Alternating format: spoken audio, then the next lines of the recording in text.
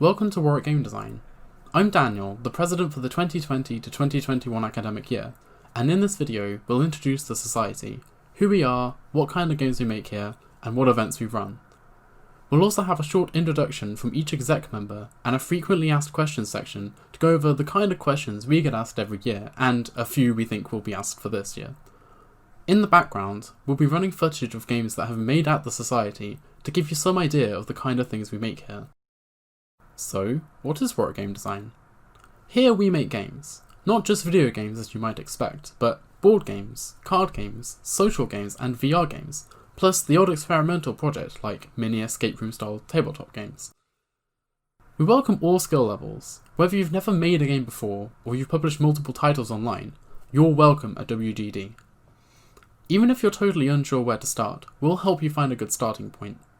In particular, one question we get asked a lot is whether you need to be a programmer to join, and the answer's no. Not only are there tools out there for scripting gameplay behaviour that doesn't require code, but there's plenty of other parts of development that are just as key to the success of your game as the code. That includes art, whether you're talking about 2D pixel art or vector art or 3D modelling and animation work, or writing, whether you like crafting character dialogue or populating your world with background lore. If you want to be a designer, then board games and card games are particularly good for working on your skills, and there's countless other roles in game development, so there's a niche for you. Let's take this opportunity to introduce you to our 3 exec members for the upcoming year. We've all made short videos about what we do in the society. Hey, I'm Daniel. I've already been talking to you for about 5 minutes so far, so I'm the president for this year. That means I'm the face of the society. Apologies about that. I primarily make shaders, so if you don't know what a shader is, it's like a mini program that makes games look shiny. So if you see me in the chat on the Discord later, I will probably be talking at you about shaders. Hello, my name is Joseph. I'm the treasurer for the society. That means I do the money and the things that are being bought for society. I'm a third-year computer scientist and I like to make games in my own time. I've made some in OpenGL, Unity, LibGDX, and I really enjoy the activities which society has to offer, like the talks, the pubs, and the game jams. Hello, I am Joshua Aubrey. I am the media officer for Game Design Society. I mainly use Unity to make the back end for games. This year, our events will be running online.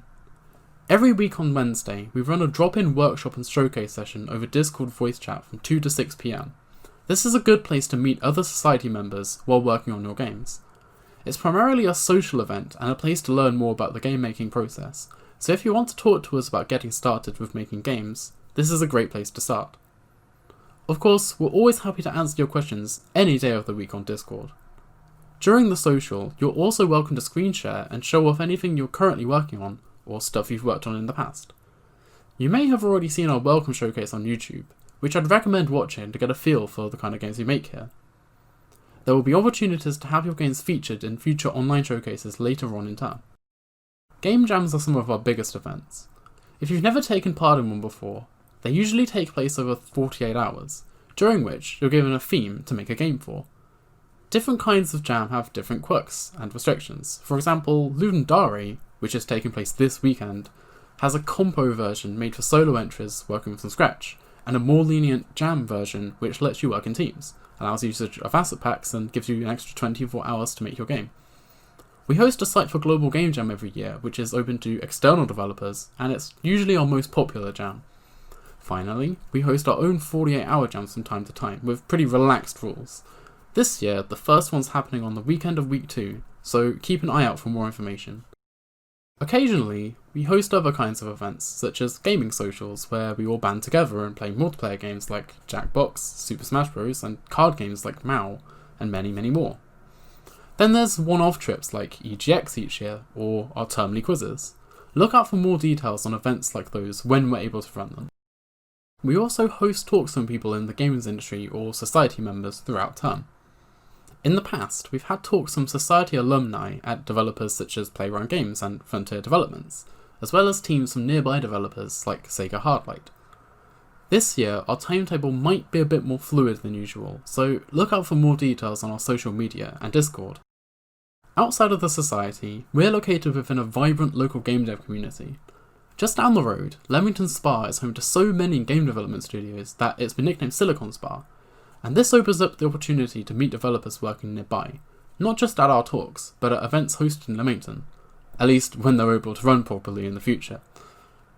The biggest event is Interactive Futures, a weekend of talks by and for industry figures, plus a networking room which has previously hosted representatives from Mediatonic, who make Fall Guys, Playground Games, who make the Forza Horizon series and the upcoming Fable, and Sumo Digital, who develop and publish all kinds of games, as well as a visit from John and Brenda Romero. Then there's also Checkpoint, a monthly informal social where you can meet and chat with other developers in a more chill environment. On top of the Leamington games industry, we're also heavily involved with Level Up UK, a group of game development societies across the UK, including the University of Birmingham, Coventry University, and De Montfort University. We've run game jams in collaboration with them in the past, including the Season of Jams, for which we proudly hosted a showcase here at Warwick. We're also closely linked to other societies here at Warwick, primarily Computing Society, which is great for general computing talks and social events, and Tabletop and Role-Playing Game Society, who we've collaborated with in the past to hold jams focused on tabletop games. We'd highly recommend checking them both out. For the next section of the video, we're going to address some of the common questions we seem to get each year, as well as a couple of questions we anticipate for the upcoming academic year.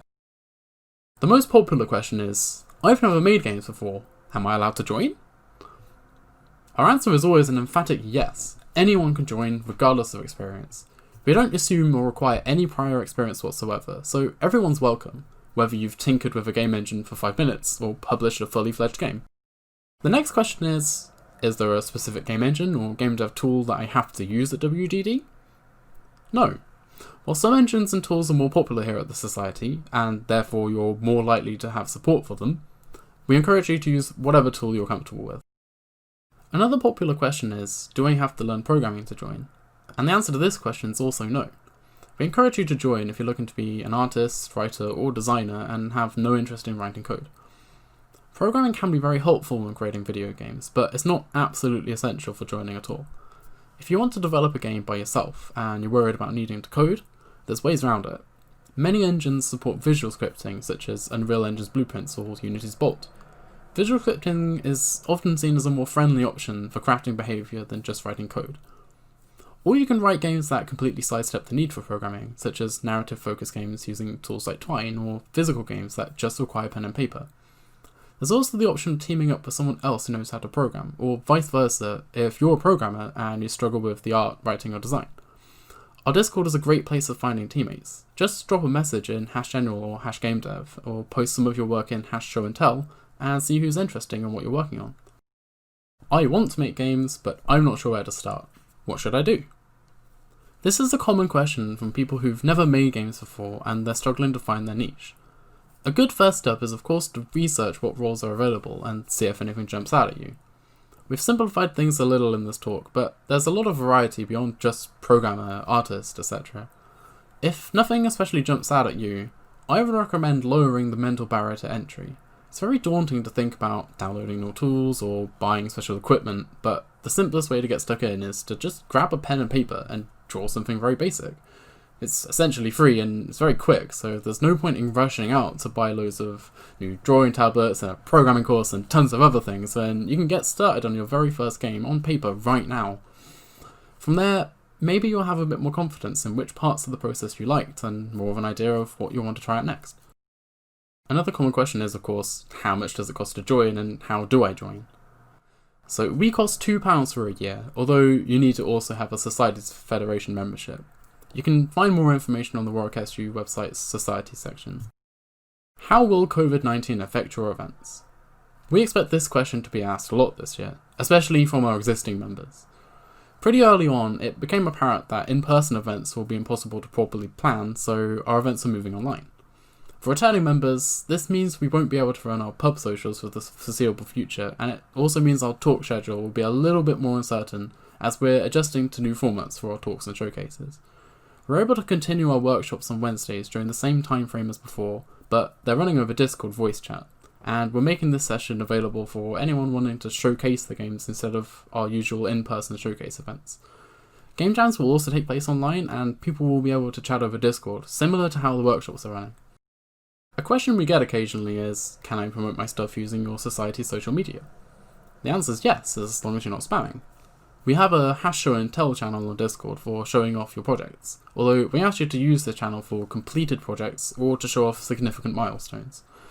We're going to make use of our YouTube page a lot more this year, so you'll have a chance to feature your games in our showcase reels, or if you'd like a bigger spotlight, we can do a trailer or an interview for your game. Do you supply equipment?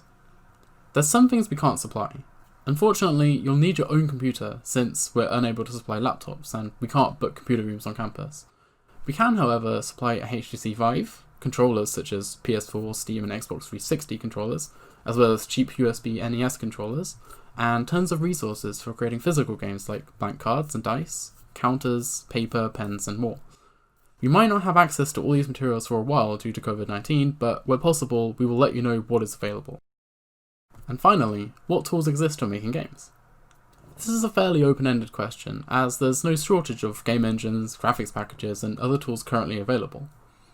Popular choices for game engines include Unity, GameMaker, Unreal Engine, and Godot Engine, each of which have their own quirks. There's also Haxflix, Pico 8, Monogame, Love, RPG Maker, Twine, Stencil, the list goes on. There are plenty of packages for artists. Everyone's heard of Adobe's Photoshop and Illustrator, but there's also GIMP, Paint.net, Pixel Edit, Sprite, and my personal favourite, Affinity Designer. If you're looking at 3D art and modelling, then you'll want to take a look at Blender, Maya, or 3ds Max. That's just a sample of the tools available for making games.